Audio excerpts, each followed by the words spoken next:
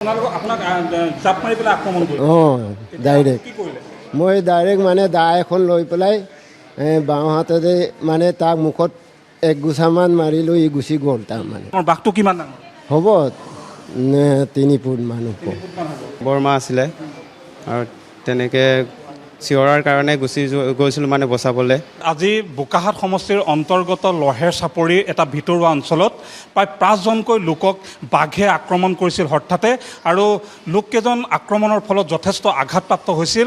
আৰু ইতিমধ্যে সেই আহত লোকসকলক দেৰগাঁও যি অসামৰিক চিকিৎসালয়লৈ ইতিমধ্যে চিকিৎসা প্ৰদানৰ বাবে লৈ আহিছে।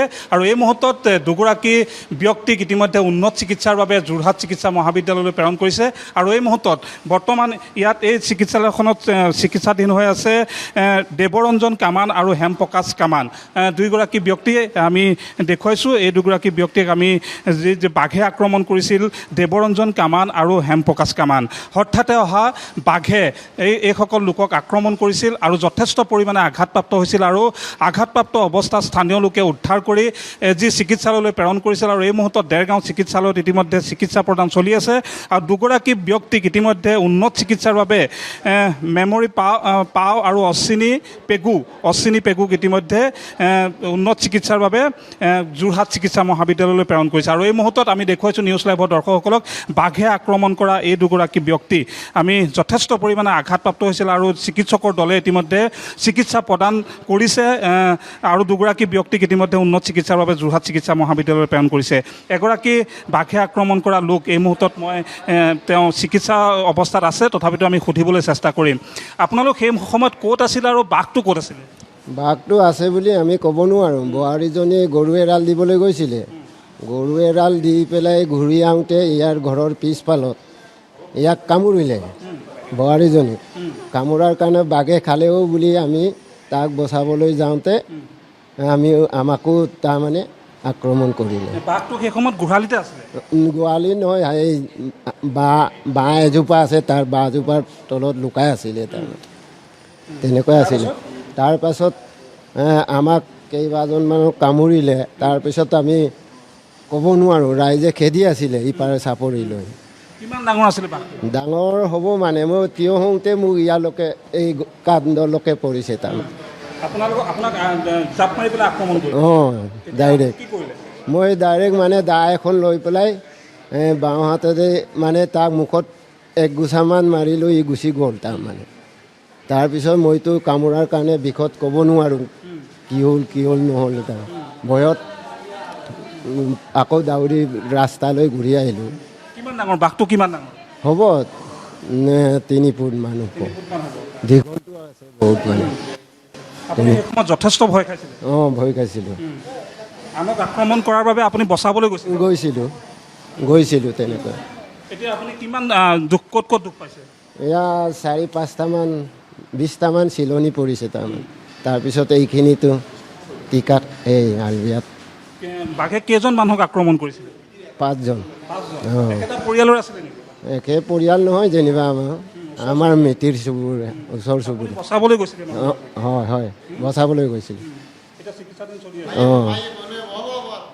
নিশ্চিতভাৱে আমি এই মুহূৰ্তত দেখুৱাইছোঁ, কেমেৰা সহযোগী প্ৰশান্ত দেখুৱাইছে। আৰু আন এগৰাকী যি বাঘে আক্ৰমণ কৰিছিলে, এই আন এগৰাকী যুৱকৰ ওচৰলৈ আহিছোঁ। সেই সময়ত আপুনি ক'ত আছিলে? ক'ত আছিলে? সময়ত ওচৰতে আছিলোঁ, ঘৰৰ ওচৰতে এনেকৈ আক্ৰমণটো হ'ল। মানে ঘটনাটো মানে কি আৰু ৰাতিপুৱা 6-6:30 বজাত তেনেকৈ আমাৰ কিবা বৰ্তা আছিলে, বৰমা আছিলে, আৰু তেনেকৈ চিঞৰাৰ কাৰণে গুচি গৈছিলোঁ মানে বচাবলৈ। আক্ৰমণ কৰোঁতে চিঞৰিছিলে? এই বৰমাই চিঞৰিছিলে মানে, সেইটো কাৰণে গুচি গ'লোঁ চবেই মানে। তাৰপাছত তেনেকৈ হ'ল আৰু।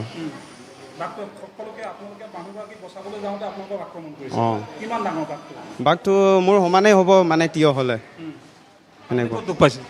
মই পিঠিত মানে।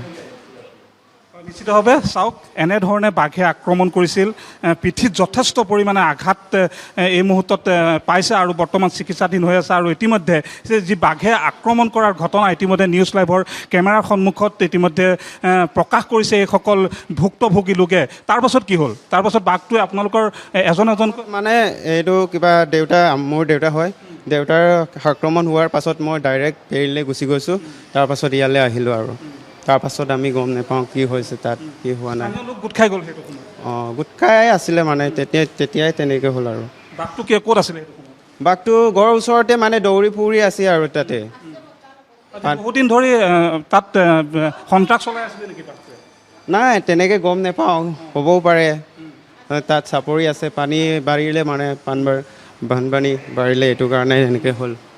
এতিয়া আপোনালোকৰ চিকিৎসাধীন চলি আছে অঁ আৰু দুগৰাকী ব্যক্তিক যোৰহাটলৈ প্ৰেৰণ কৰা অঁ, হৈছে। তেওঁলোকে কিমান আঘাতপ্ৰাপ্ত হৈছে? এইটোতো আমাতকৈ বেছিয়ে পাইছে দুজন। আপোনাৰ নামটো কি? মোৰ নাম হেমপ্ৰকাশ তামুল। হয়, আন এগৰাকী যুৱকৰ ইতিমধ্যে আমি বক্তব্য ল'বলৈ চেষ্টা কৰিলোঁ। বাঘে আক্ৰমণ কৰা যি ভয়াৱহ সেই সময়ৰ ঘটনা, সেই ঘটনা ইতিমধ্যে নিউজ লাইভৰ কেমেৰাৰ সন্মুখত ইতিমধ্যে ব্যক্ত কৰিছে। মই এগৰাকী পৰিয়ালৰ মহিলা আছে। বাইদেউ, আপুনি সেইটো সময়ত ক'ত আছিলে? মই ঘৰতে আছিলোঁ। কি হৈছিলে ঘটনাটো কওকচোন। ঘটনাটো আৰু মই এই তালৈ ওলাইছিলোঁ, তালৈ নগ'লোঁ, বুজায়ে এইটো ঘটনাটো হ'ল। মই গম নাপালোঁ। গাখীৰ খীৰাবলৈ গৈছিলে? গাখীৰ খীৰাবলৈ নহয়, এই গৰু এৰাল দিবলৈ গৈছিলে। তাৰ পৰা এনেকুৱা আছে বুলি কোনেও নাজানে যে। পানীটো আকৌ ডাঙৰ হৈছে, ইয়ালৈ পাইছে বুলি কোনেনো জানিছে? নাজানাৰ পৰাই গৈছিলোঁ, আমি গম পোৱা নাই। এইটো ইয়াকে বচাবলৈ গৈছিলে।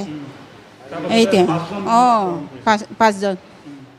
যিগৰাকী আইতাক প্ৰথমতে গৰু গোহালিত বাঘে আক্ৰমণ কৰিছিল, সেইগৰাকী আইতা এতিয়া ক'ত আছে? এতিয়া যোৰহাট নিছে। অঁ অঁ, তাতকৈ বেছি এই কিবা আৰু এজন আছে অচিনি পেগু বুলি, আমাৰ মামায়ে হয়, সেইটো বেছিকৈ পৰিছে মানে। বাঘটো তাতে আছে, মানে তাতে আছে চাগে। আমিতো ডাইৰেক্ট মানে আক্ৰান্ত হোৱাৰ পাছত ডাইৰেক্ট গুচি গৈছোঁ মানে ইয়ালৈ। নিশ্চয়কৈ আমি এই মুহূৰ্তত কেমেৰা সহযোগী প্ৰশান্তৰ জৰিয়তে দেখুৱাবৰ বাবে চেষ্টা কৰিলোঁ। চিকিৎসকৰ দৰে এই মুহূৰ্তত ডেৰগাঁৱৰ যিসকল লোক ইতিমধ্যে আঘাতপ্ৰাপ্ত হৈছিল, সেইসকলক চিকিৎসা প্ৰদান কৰি আছে, চিকিৎসক আছে। কিমান আঘাতপ্ৰাপ্ত হৈছিল, সেই সময়ত কেনেধৰণে তেওঁলোক আহিছিল? প্ৰায় 10 বজামানৰ ঘটনা হ'ব। 4জন লোক আহিছিলে, এম্বুলেঞ্চে লৈ আহিছিলে, এনেকুৱা বাঘে আক্ৰমণ কৰা। তাৰপিছত আমি লগালগ আমাৰ ফাৰ্ষ্ট এইড টীম ৰেডি আছিলে, আমি ট্ৰিটমেণ্টখিনি ষ্টাৰ্ট কৰিলোঁ। দুজনৰ অলপ ছিৰিয়াছ আছে, স্কেল্পত অলপ লেচাৰেশ্যন হৈছে, তো সেইখিনি মানে ষ্টিচ কৰি আমি ষ্টেবিলাইজ কৰি পেলাই উন্নত চিকিৎসাৰ কাৰণে যোৰহাটত ৰেফাৰ কৰিছোঁ। বাকী এওঁলোক দুজন ষ্টেবল আছে, এতিয়া সিহঁতৰ ট্ৰিটমেণ্ট চলি আছে। ৰক্তাক্ত অৱস্থাত আহিছিল? হয় হয়, ৰক্তাক্ত অৱস্থাত আছিলে। এইসকলৰ অৱস্থা কেনে? এতিয়া ষ্টেবল আছে তেওঁলোক। এতিয়া বাকী দুজন অলপ ছিৰিয়াছ আছিল কাৰণে ৰেফাৰ কৰা হৈছে। আৰু এই মুহূৰ্তত আমি চিকিৎসকৰ পৰা প্ৰতিক্ৰিয়া ল'বৰ বাবে চেষ্টা কৰিলোঁ আৰু এনে